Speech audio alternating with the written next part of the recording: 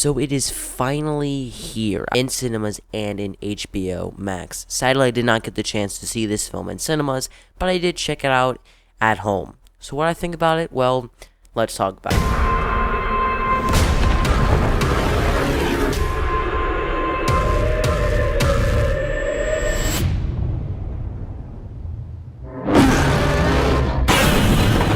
I did not love this film at all. And in terms of my excitement level being extremely high, I can say I was kind of disappointed with this film. That doesn't mean I don't like it. That doesn't mean I think it's bad. It's a very enjoyable film. But in terms of what I was expecting, in terms of what I wanted from this film, it didn't really deliver. This film delivers all the action sequences and Godzilla v. Kong sequences you want and what the trailer promises. And all those sequences of Godzilla fighting Kong are excellent. They're exciting, they're really well shot, and then the visual effects in this film are some of the best visual effects I've ever seen in a film. We've come so far in terms of technology, and the other Godzilla films had some good visuals, and other Kong films had some great visuals, but at one or two times, it looked kind of fake. Like there's a green screen in Kong Skull Island that didn't look that stunning or great. Every single visual effects shot in this film looked amazing. All the green screen shots looked pretty great as well. Visually and action-wise of Godzilla punching Kong and vice versa, it's great. All the action in technical terms of visuals are all absolutely fantastic. What this film lacks for me is the characters and story. Godzilla films and Kong films have never had great characters. That's not what these films have been about, and I did not go to this film expecting perfectly crisp and perfectly grounded characters and an Oscar-worthy film. I just wanted to have fun. And why I did have fun with the monster sequences, there is a lot of characters in this film and a lot of human stuff, which would be pretty great if I cared about these characters and their plotline, especially Millie Bobby Brown's plotline. I thought it was so uninteresting, and to be honest, every time she was on screen, I just got kind of bored. Her plotline is very important, it's very consequential to the story and plot, so you can't cut it, but it's just so uninteresting and just so lackluster and just not really that engaging. And also, all the jokes that her team says is completely unfunny.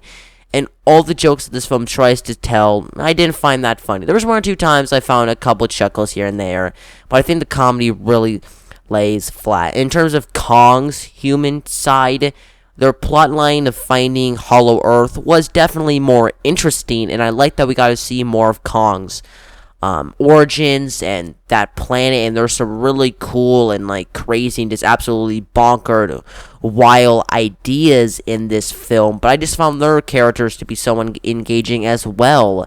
They're good actors, and there's some really good actors in this film, some great actors even, but their plots and the writing of these characters is either exposition, uninteresting and forced character moments.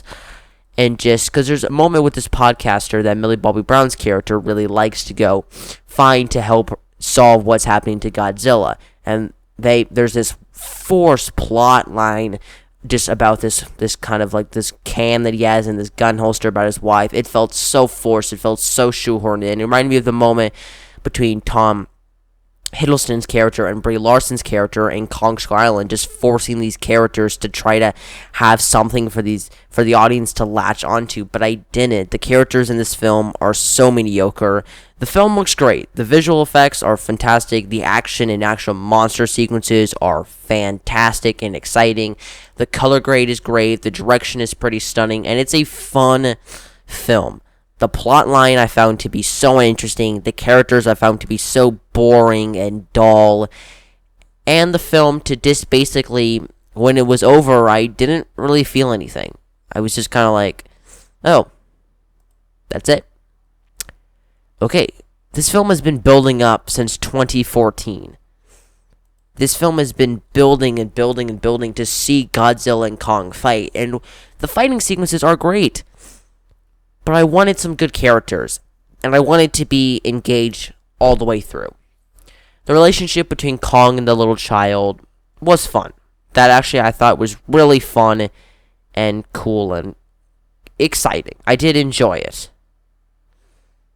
But I could not say the rest for the rest of the film being very mediocre, either being really exciting with the monster fights or just kind of being like, well, that's cool.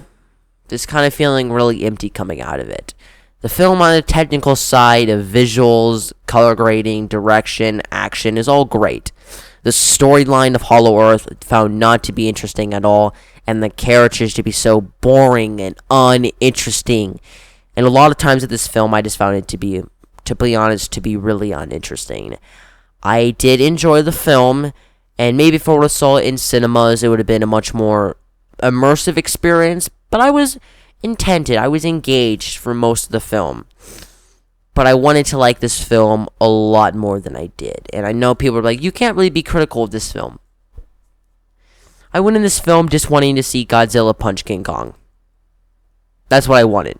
I was on Godzilla's team. And here's another really bad thing. They spend a lot more time devoted to King Kong than they do Godzilla. And one of the things that for me makes versus films so great is they find this good balance to spend time with both characters.